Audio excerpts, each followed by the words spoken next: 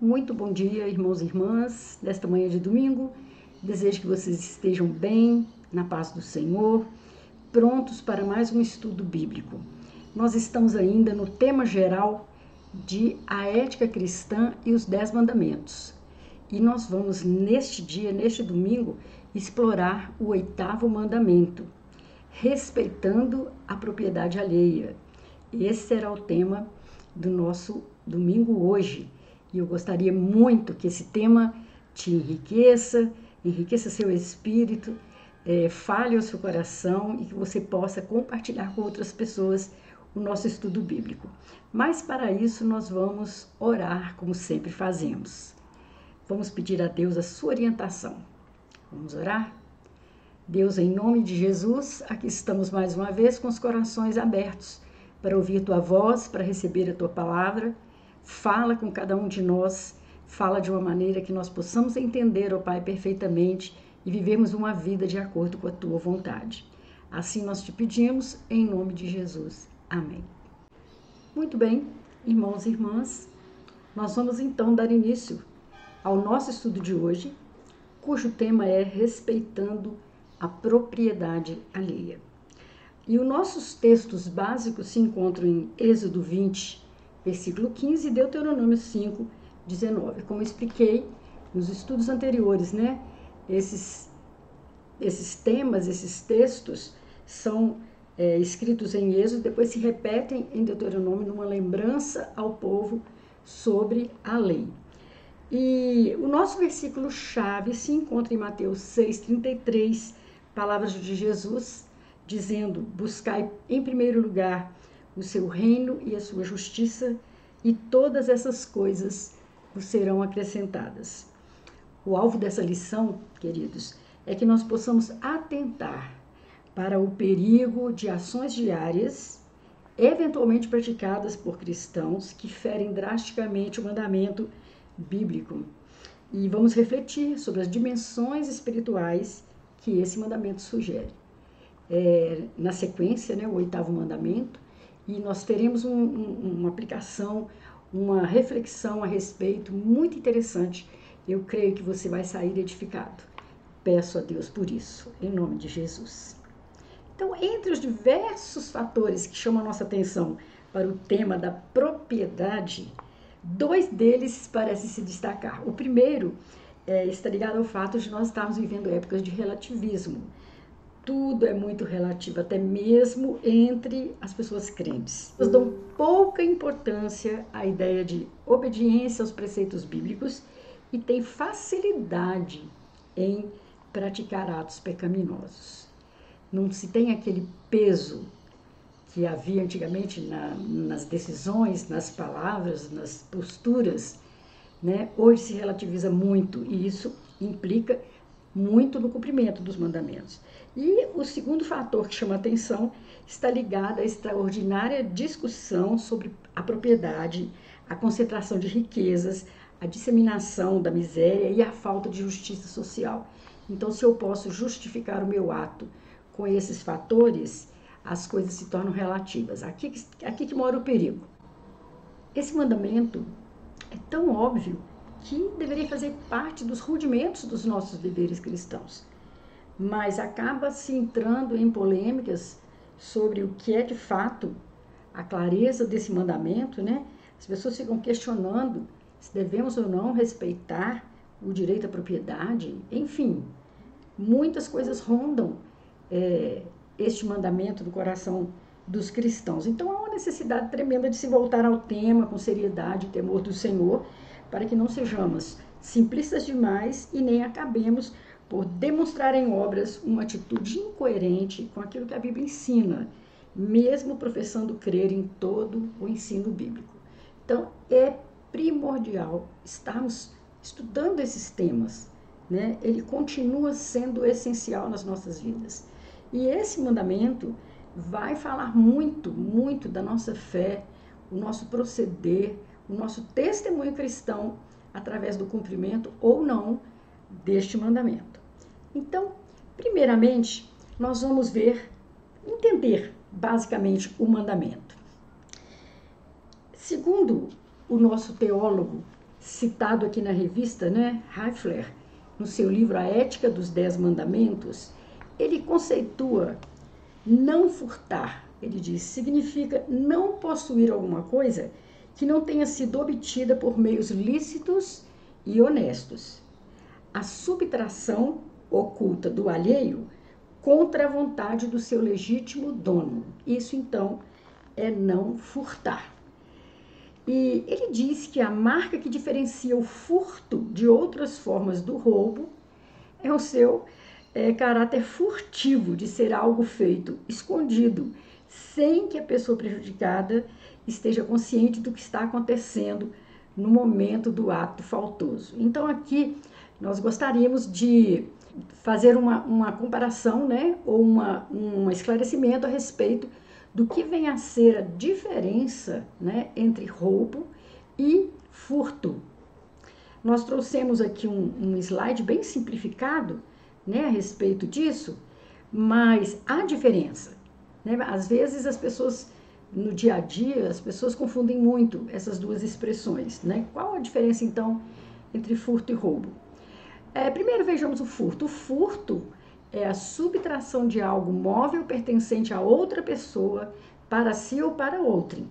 Caracteriza-se pela ação de tirar de outra pessoa algo móvel que lhe pertença, sem a sua permissão, com o objetivo de domínio definitivo do bem, segundo o artigo 155 do Código Penal Brasileiro.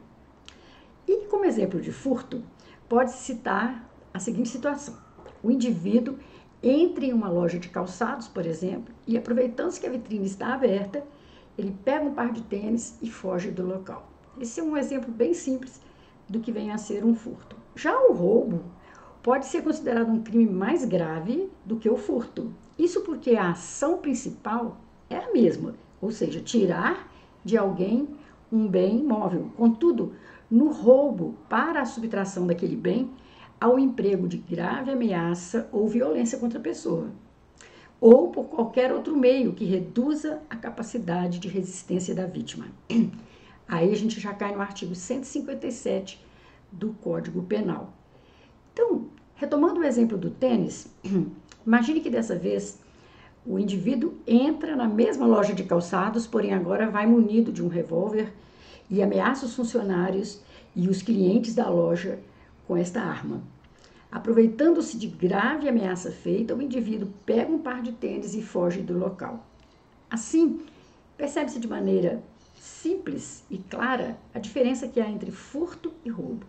Essa diferença é determinada pelo emprego ou não da violência, grave ameaça ou qualquer meio que reduza a capacidade de resistência da vítima. Nós extraímos do blog Jus Brasil, essas explicações, dizendo que tanto o crime de furto quanto de roubo são crimes contra o patrimônio e tipificados no Código Penal Brasileiro, segundo o Decreto-Lei número 2.848, de 7 de dezembro de 1940. Então, aqui fica bem simples da gente entender, o que vem a ser o furto, o que vem a ser o roubo. Tá bem claro aqui para nós até este momento. Bom, 3 das principais passagens que falam acerca do furto na lei de Moisés são Êxodo 22, de 1 a 15, Levíticos 19, de 35 a 37 e Deuteronômio 25, de 13 a 16. Nesses textos você vai poder encontrar particularidades, né, deste assunto. Além do castigo destinado à pessoa que furtasse, a lei também previa a restituição do bem furtado ou do valor correspondente, sendo que em alguns casos havia previsão da restituição em dobro ou até de 4 vezes mais. Olha que interessante, né? Ou também a previsão da venda do que se furtou para assegurar ao legítimo proprietário o retorno do seu bem. Por exemplo, aquela história de Acã, que está no livro de Josué, capítulo 7, 15, foi um exemplo de como Deus não tolerava o furto no meio do seu povo. Eles tiveram uma guerra, né, e foram proibidos de pegar qualquer bem material dos soldados que morressem na guerra. No entanto, o Acã se apoderou de uma capa que ele achou maravilhosa, ficou com ela e umas barras de ouro, né? E ali ele foi descoberto e Deus então condenou um castigo extremo. Ele foi morto junto com toda a sua família. Jeremias também qualifica o furto como uma abominação mesmo. Você vê isso em Jeremias 7, de 9 a 10. Então, o mandamento não furtarás ou não cometerás furto é encontrado repetidas vezes no Novo Testamento também. E a sua validade é evidente. Por outro lado, há diversas passagens bíblicas no Novo Testamento onde a avareza é condenada, bem como o apego aos bens deste mundo, a ponto de ver o próximo necessitado e não se dispor a ajudá-lo. Aqui então se referindo a expor o próximo a uma situação extrema de penúria e de miséria que o leve a furtar. Então são duas coisas que nós vamos contemplar também neste estudo. Vamos ver agora que o mandamento contém advertências positivas. Na verdade, um grande insulto para as pessoas, para cada um de nós, é o fato de sermos taxados ou chamados de ladrão, de ladra, né? Isso é uma ofensa muito grande, porque jamais vamos admitir que tenhamos furtado alguém. Mas devemos refletir sobre a questão. Será que realmente nunca furtamos ninguém? Reflexões para que nós tomemos uma posição sensata e séria perante o Senhor. Então, há algumas preocupações que nós temos que entender. Primeira delas, ser honestos no pagamento dos impostos. Oba, aqui já vem polêmica, né? Quantos de nós, de fato, crentes, consideramos o recolhimento devido dos impostos e sonegamos alguma coisa? Já aconteceu com você? Bem, isso também não é uma forma de furto? Você pode considerar até indevido ou pode considerar exagerado o imposto, incorreto, mas se o sonegamos, será que não estamos cometendo furto? Segundo ponto, agir com honestidade nas relações comerciais, nos relacionamentos comerciais. Paulo sugere que a honestidade nos negócios corresponde ao contrário da prática do furto. Você vai ver isso lá numa diretiva, né, para Tito, no capítulo 2, versículo 10. E que devemos ter uma vida sem dívidas, exceto no amor que nós devemos ter uns aos outros. Uma vida sem dívidas. Gente, quanto mau testemunho dá uma pessoa que vive devendo, né, que vive em dívida com o comércio, com as pessoas que rodeiam. Isso também é uma forma de furto. E, lamentavelmente, temos conhecido, né, muitos crentes que são assim. Membros de igrejas evangélicas que estão endividados. E temos de reconhecer que podem existir casos em que a dívida é resultado de algo fora do controle da pessoa. Por exemplo, uma doença, um acidente, um lamentável engano na condução dos negócios. É um caso à parte. Mas há casos em que a pessoa se endivida num excesso de consumismo que não é justificável e que não é admissível para um cristão.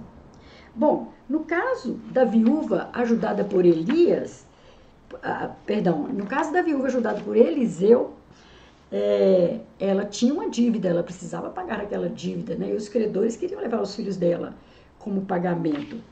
Bom, isso é um fato, porque o marido tinha morrido e naquela época só o homem era provedor da casa. Mas, por outro lado, nós jamais podemos esquecer o nosso dever cristão de não nos comprometermos com dívidas desnecessárias ou que não daremos conta de honrar e de darmos um fiel testemunho como crentes em Cristo. Um outro ponto é entregar nossos dízimos com fidelidade. A não entrega dos dízimos é chamada na Bíblia de furto contra o Senhor, segundo o profeta Malaquias 3, de 6 a 12. Aqui é um ponto importante a se considerar, né? No período da graça, como vemos a nossa fidelidade ao Senhor através da nossa contribuição ou da entrega do nosso dízimo. O outro ponto, ser corretos com pessoas que trabalham para nós. Às vezes, nós somos corretos com os de fora e os da própria casa, nós ficamos a dever.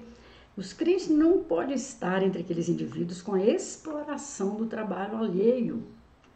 Irmãos que são empresários, os que ocupam posição de chefia, aqueles que têm funcionários que trabalham em suas casas e assim por diante, devem ser pessoas honestas, cumprir os deveres trabalhistas, ajudar os empregados a viver uma vida digna e tratá-los muito bem, porque o Senhor é o Senhor do funcionário e o Senhor do patrão.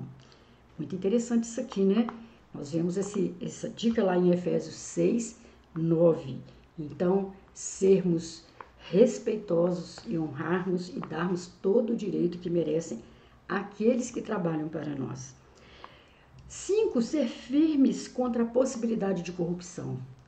Irmãos, como estamos vivendo em tempos difíceis em matéria de corrupção. Esse é um cuidado que precisa ser tomado por muitos dos nossos irmãos. O nome do Senhor tem sido blasfemado entre os crentes, devido a crentes que recebem ou dão propina, conseguem favores indevidos em repartições públicas por meio de entrega de dinheiro ou presentes. Olha que coisa mais lamentável, mais feia e abominável diante do Senhor. No entanto, há pessoas que fazem isso e se chamam de cristãos, de evangélicas, né? Isso é gravíssimo, isso é uma forma de corrupção. 6. Usar nossos bens e recursos com sabedoria. Estando ou não envolvidos em política partidária, os crentes têm o dever de exercer o seu direito de cidadania a serviço de uma sociedade mais justa e numa luta cristã e ética contra a miséria. Isso é bíblico, nós lutarmos pelos necessitados.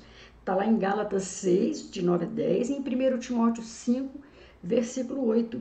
Segundo a Bíblia, essa disposição deve começar pelos da família da fé, mas evidentemente deve chegar a todos que estão ao nosso redor, independente da sua origem, formação ou religião. O exemplo do bom samaritano ainda hoje deve ecoar em nossa mente cristã, chamando-nos ao dever solidário e consciente para com aqueles que passam por dificuldades. Irmãos, esse coração compassivo tem que ser o coração do cristão, né? Fazer com que as pessoas também tenham acesso aos seus direitos, acesso à sua dignidade, e acesso às coisas mais básicas da vida de um ser humano. E nós, como cristãos, devemos lutar por isso, independente, né, como disse aqui, né, independente da nossa posição político-partidária. Né? E esse é um dever de todo cristão. Muito bem, nós vamos ver também ajudas importantes, né, para o cumprimento do mandamento. Queridos, naturalmente que nós como cristãos condenamos o ato de furtar. Né? Isso aí é inaceitável e contrário a todo comportamento cristão. Mas também interessa-nos aqui mencionar possíveis questões que estão na base do furto, que antecedem o ato de furtar, inclusive nas formas de corrupção, sonegação, etc. Primeiro, o desenvolvimento de uma aceitação madura da soberania de Deus é um ponto básico para os momentos difíceis pelos quais passamos eventualmente ou vemos outros passarem. Temos de cuidar para que a nossa revolta contra o direito de propriedade, contra a concentração de riqueza ou contra crises que estão além do nosso controle e nos afetam duramente, não seja motivo para pensarmos que o Senhor perdeu o controle da situação ou que Ele não se importa. Deus se importa com o que estamos passando e Ele é soberano. Êxodo 3:7 lembra que o Senhor via a aflição dos hebreus lá no Egito. Deus via e levava em conta. A Bíblia diz que Ele cuida do órfão e da viúva e que o juiz de toda a terra fará justiça. Nós sabemos que há muitas situações que nos causam indignação, mas Deus é soberano e está no controle de todas as coisas. E se nós perdermos esta fé, a nossa vida virará um caos, nós não teremos nenhuma esperança. E nós precisamos ter a esperança de que temos um Deus justo e que no devido tempo fará justiça. O segundo ponto é a confiança na providência de Deus, sabendo que Ele, que é bom Pai, dá coisas boas aos seus filhos e vai nos dar o que necessitamos. E precisa tornar-se ponto básico na nossa crença. Quando você estiver passando um momento difícil, relembre as bênçãos, como diz aquele hino, conta as bênçãos, dize-as quantas são, de quantas vezes o Senhor já providenciou para você o necessário. Então, nós vamos relembrar e ver que Deus é um Pai provedor. A Bíblia afirma isso e nós somos testemunhas disso. Na minha vida pessoal, eu tenho vários exemplos, graças a Deus, do suprimento de Deus em momentos difíceis e às vezes quando estamos inseguros por determinadas passagens da nossa vida, devemos relembrar, como eu disse, o que aconteceu com a gente no passado e como o Senhor nos socorreu. Terceiro, o trabalho honesto é a maneira bíblica de substituir a atividade pecaminosa do furto. O apóstolo Paulo vai falar isso em Efésios e Colossenses. Não se pode continuar furtando depois de conhecer o Senhor Jesus. Não se deve continuar na prática desse pecado. E a assistência ao necessitado precisa fazer parte da agenda de nossas igrejas e dos crentes individualmente. Muitas igrejas pensam que esse papel é somente do Estado, do governo. Não, nós como cristãos, como igrejas, nós temos que zelar para o atendimento aos necessitados. Precisamos ter, como eu disse, um coração compassivo e sensível às necessidades do nosso próximo. Já caminhando para as nossas considerações finais sobre o tema, nós vamos entender que não furtarás pois, o 8º mandamento da lei de Deus, que proíbe a tomada ou retenção injusta dos bens de outra pessoa. Além disso, esse mandamento é um chamado à justiça, à caridade e à gestão responsável dos bens terrenos. A Bíblia também diz que Deus vê todas as coisas e que não se deve enganar a Ele. A vida de uma pessoa honesta é cheia de felicidade, mas quem tem pressa em enriquecer não fica sem castigo. Nós vamos ver isso no livro de Provérbios, muitos provérbios falando dessa forma. Furtar não implica apenas na apropriação indevida de bens alheios, mas também na corrupção do coração da pessoa que furta. Por isso, Jesus Cristo enfatiza que do coração procedem os maus pensamentos, mortes, adultérios, prostituição, furtos, falsos testemunhos e blasfêmias. Isso está registrado lá em Mateus 15, no versículo 19. Então, é do interior que procedem os mecanismos que nos levam a furtar. Paulo dá orientação para quem já cometeu este pecado. Lá em Efésios 4, 28, ele diz assim: aquele que furtava, não furte mais. Antes, trabalhe, fazendo com as próprias mãos o que é bom, para que tenha com que acudir ao necessitado. Paulo vai além, né? Além de suprir suas próprias necessidades, você ainda vai também ter para acudir ao necessitado. E lá em Romanos 13, 9, o apóstolo também reafirma: com efeito, não adulterarás, não matarás, não furtarás, não dirás falso testemunho, não cobiçarás, e se há algum outro mandamento, tudo nesta palavra se resume: amarás o teu próximo como a ti mesmo. Então, na verdade, esses mandamentos citados aí pelo apóstolo, todos falam da nossa relação com o nosso próximo. Hurtar é uma falta de amor, é uma falta de consideração para com o próximo. Então, o texto de Mateus 4 fala sobre a tentação de Cristo, nós conhecemos esse texto, e ele serve para o final dessa lição também, quando nos ensina que o inimigo muitas vezes nos mostra os reinos do mundo, mas o preço que ele cobra é que o adoremos, prostrados diante do seu poder. Então, queridos, não é simples. Satanás pode te mostrar todos os reinos deste mundo e te oferecer, e você cair na tentação de aceitar. Mas esse preço alto te tira da presença do Senhor e da vida eterna.